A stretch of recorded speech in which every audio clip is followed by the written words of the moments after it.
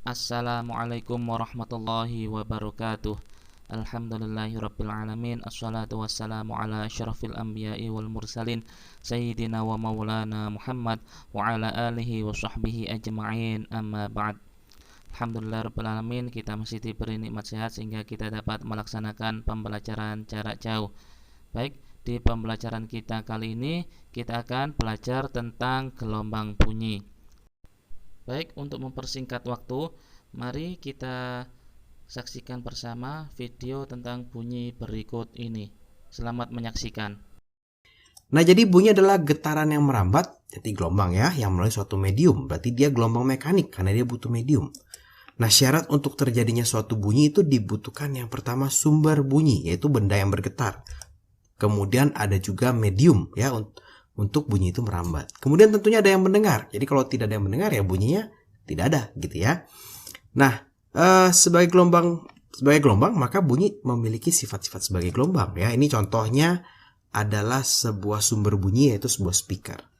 Ya, bunyi ini memiliki sifat-sifat gelombang, bisa dipantulkan. Jadi kalau kita sedang berada di gunung gitu ya, kita bisa punya yang namanya gaung ya, atau punya yang namanya gema. Nah, kalau gaung itu yang merugikan.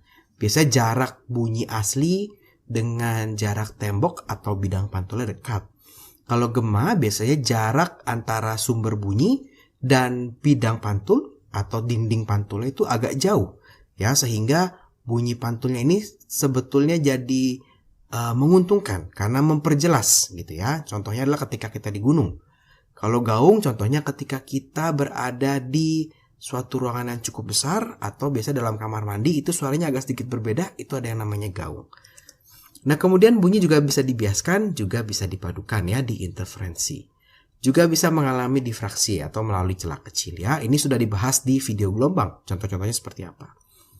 Nah, biasanya di teori bunyi ada 3 istilah, yaitu ada infrasonik, ada audiosonik, dan ada juga ultrasonik.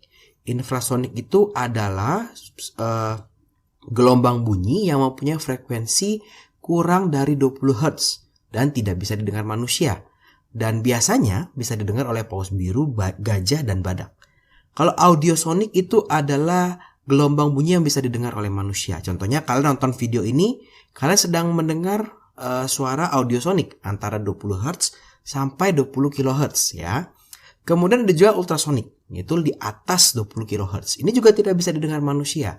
Biasanya didengar oleh kelelawar, ya, kelelawar menggunakan ultrasoniknya untuk navigasi supaya tahu di mana ada pohon gitu ya. Lumba-lumba untuk mencari ikan di dalam pasir menggunakan ultrasonik. Ada anjing dan juga ada beberapa ikan paus juga memiliki frekuensi ultrasonik. Nah, besar kecilnya suatu bunyi itu dipengaruhi oleh amplitudo ya. Jadi bukan dari yang lain tapi dari amplitudo. Kalau tinggi rendahnya itu dipengaruhi oleh frekuensinya. Nah, karena bunyi merupakan sebuah gelombang, maka rumus bunyi masih sama seperti rumus gelombang ya. Di mana kita punya rumus-rumus seperti ini, di mana V cepat rambat bunyi adalah lambda panjang gelombang dikali frekuensi ya. Ini adalah panjang gelombang nih. Nah, panjang gelombang. Satuannya adalah meter. Di sini juga tetap dipakai frekuensi N per T atau periode sama dengan 1 per frekuensi, terkadang masih dipakai. Nah, tapi yang akan sering kita pakai adalah rumus ini. Karena dia merambat, maka kita punya rumus yang namanya S sama dengan V dikali T. Nah, ini akan sering banget kepake gitu ya. Kita coba aja soal-soal dasar dari bunyi. Contoh soal pertama, kecepatan bunyi di udara pada suatu saat adalah 340 meter per second.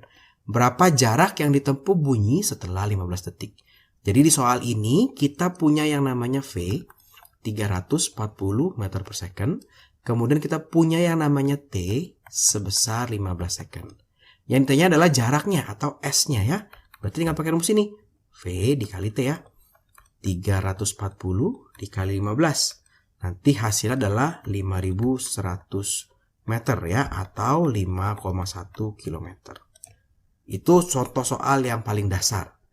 Contoh soal berikutnya mungkin sedikit bertambah nih, pertanyaannya sedikit lebih rumit ya. Jadi sekarang kita punya bunyi dengan frekuensi sebesar 720 Hz. Merambat di udara. Setelah 20 detik, berarti kita punya namanya waktu. sebesar 20 detik. Bunyi itu menempuh jarak, nah berarti ada S-nya ya, 6,48 km atau 6.480 meter. Nah, yang ditanya itu adalah lambda atau panjang gelombang bunyi ya. Yang ditanya itu adalah lambdanya berapa. Oke, berarti kalau kita lihat 3 rumus ini yang ada lambda ya rumus yang ini aja ya. Nah, berarti ketika kita menjawab pasti pakai rumusnya V sama dengan lambda dikali F. F-nya ada nih 720. Lambdanya dicari. Tapi kita nggak tahu V-nya ya. Kita tidak tahu kecepatannya. Maka kita melihat rumus yang lain yang ada kecepatan juga. Berarti rumus yang ini. Nah, berarti kita pakai ini S sama dengan V dikali T. Di mana S-nya adalah 6480. Nah, sama dengan V-nya yang kita cari. T-nya adalah 20 ya. Nanti dapat nih V-nya itu adalah, nah ini 648 dibagi 2. 648 dibagi 2. Berarti ini 324. Nah, 324 meter per second. Ya. Kemudian sudah dapat V-nya, baru kita masukin sini nih, 324. Sehingga kita bisa dapat lambdanya adalah 324 dibagi 720. Ini kalau kita bagi 2 jadi 168 ya. Ini kalau dibagi 2 jadi 360.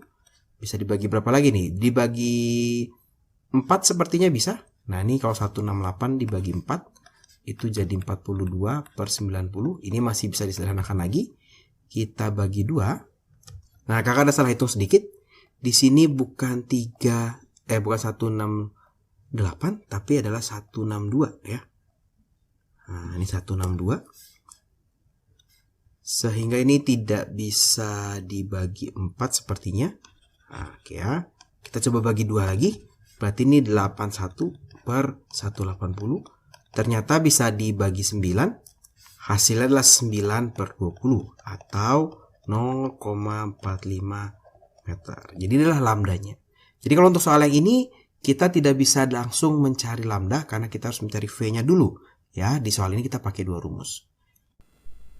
Oke, jika ada pertanyaan silakan ditanyakan, boleh di kelas atau japri. Kalau tidak ada silakan dikerjakan. Ini ada tugas ya. Tugasnya cuma 1 soal saja. Silakan dibaca baik-baik, kemudian dikerjakan. Saya tunggu sampai pukul 15.00 waktu Indonesia Barat. Oke, jika tidak ada, semoga apa yang kita pelajari hari ini menjadi ilmu yang bermanfaat. Akhiran, wabillahi taufiq wal hidayah. Wassalamualaikum warahmatullahi wabarakatuh.